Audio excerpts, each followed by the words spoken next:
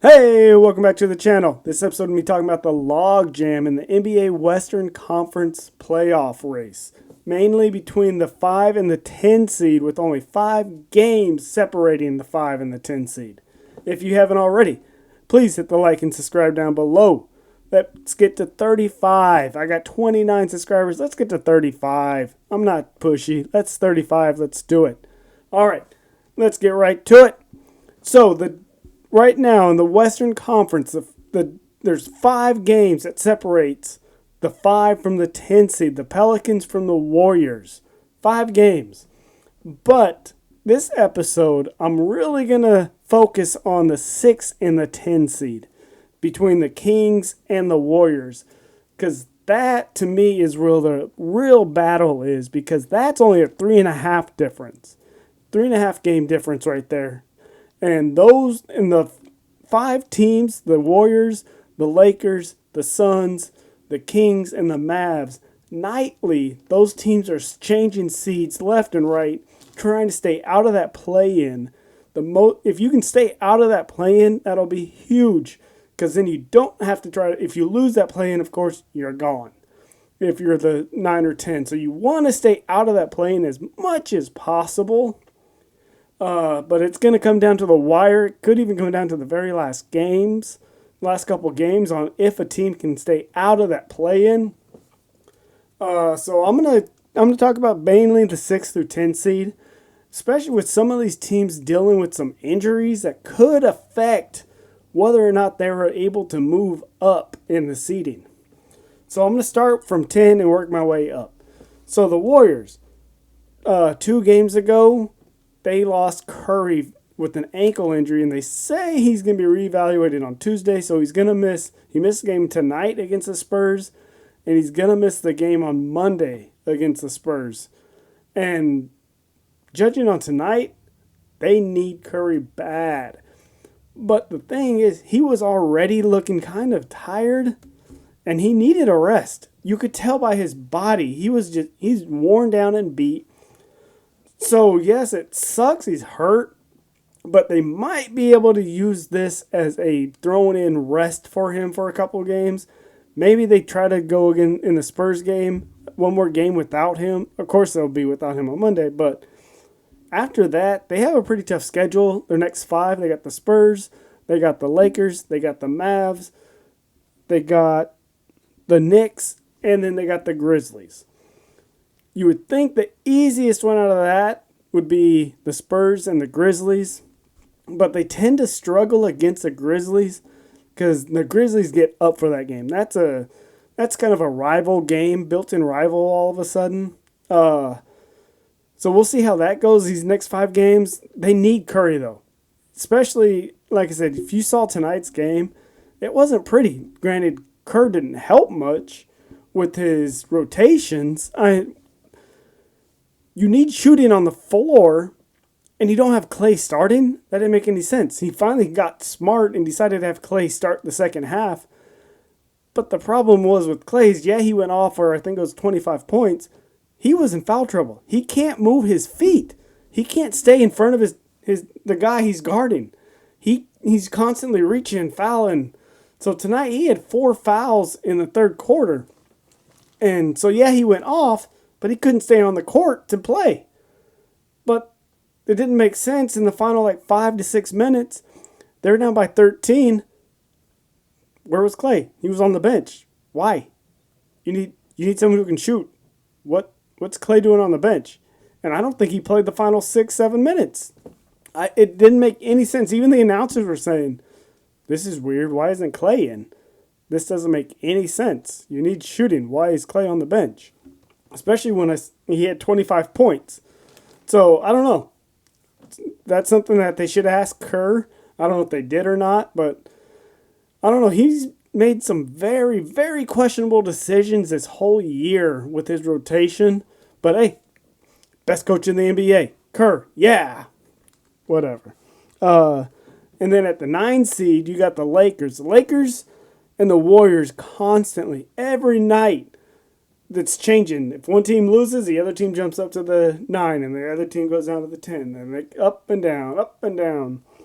Lakers finally have a game advantage over the Warriors with their win last night and the Warriors losing tonight. So they finally got one game up. They're dealing with injuries of their own with LeBron's ankle, and AD hurt his shoulder last night.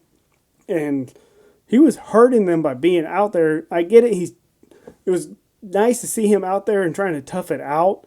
But it's one of those where he was actually hurting the team being out there because he could barely lift that left arm.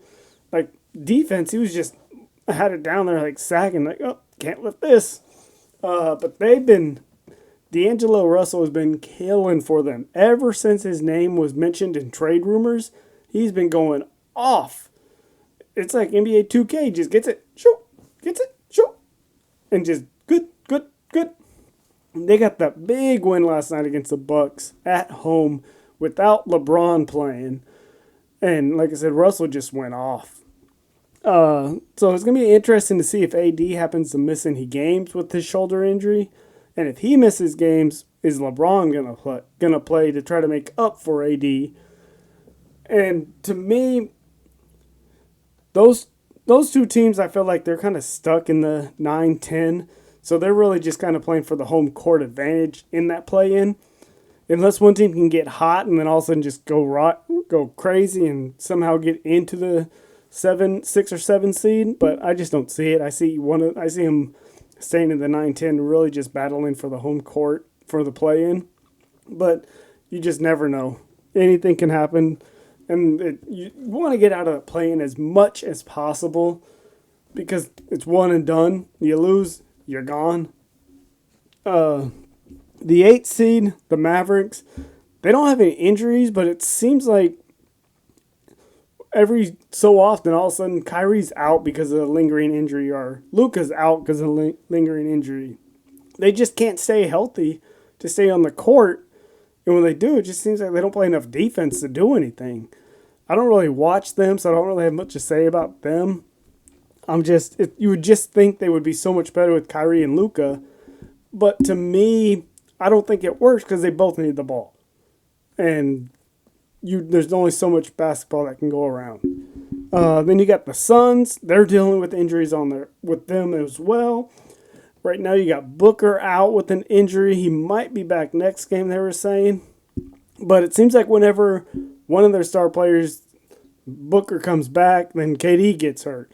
Or then KD comes back, Bill gets hurt. So they've only played, I believe they said, 28 games this year together. And that's going to be interesting come playoff time with no chemistry between those players. Are they going to be able to work together?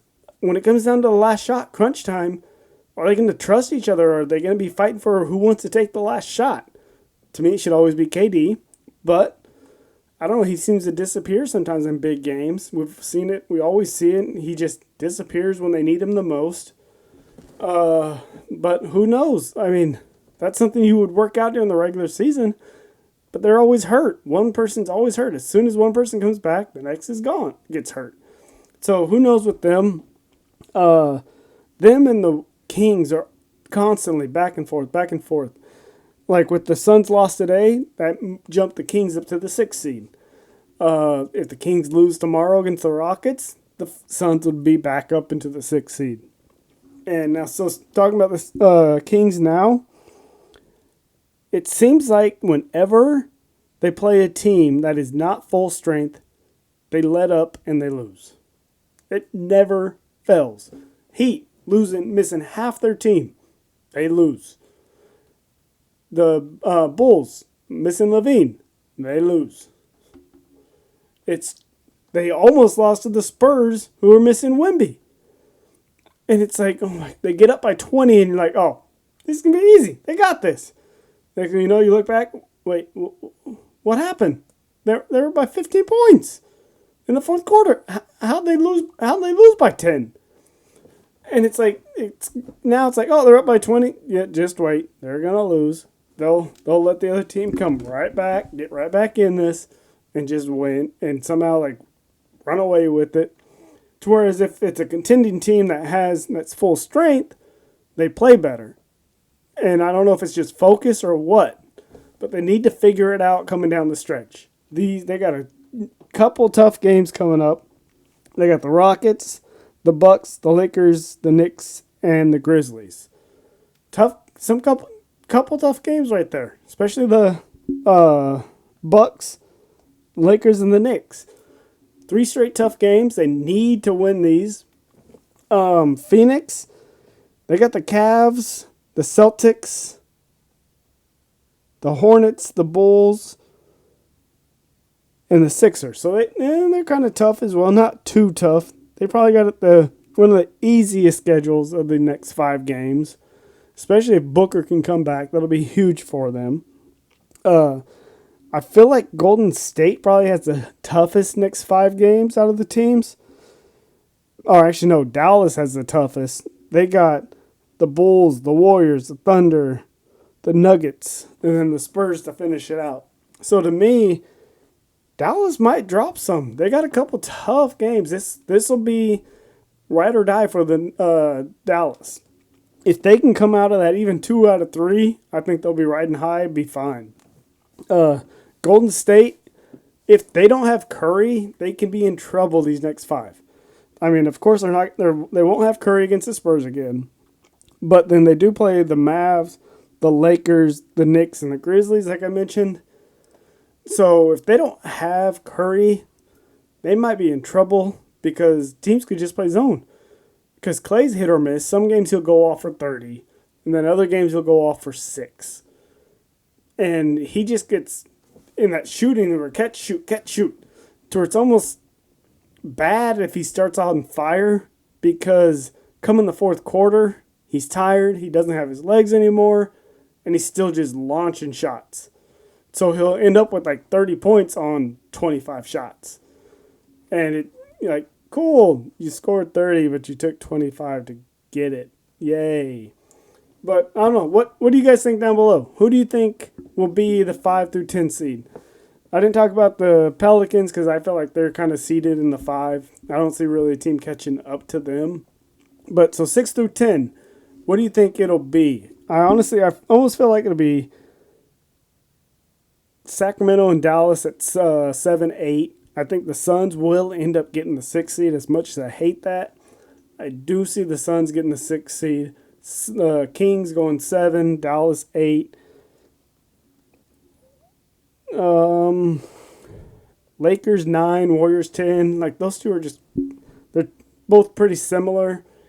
Yeah, so I see it being Phoenix, Sac, Dallas, Lakers, Warriors. As close as it is, I just really don't see them moving too much just because they all have a pretty tough schedule. And especially with all these injuries going on, I just don't think anyone's really, they're close, but I don't see anyone really moving around too much. Let me know what you think below. Am I way off? Or do you think some team, maybe the Lakers, they just run off a bunch of wins and they move up to the 6th seed? Or maybe even the 5th seed. What do you think below? Do the Kings come up and all of a sudden start winning games that they should be winning and run away with the 6th seed and battle the Pels for the 5th? Let me know. Don't forget, hit subscribe, hit the like, leave a comment. See you on the other side.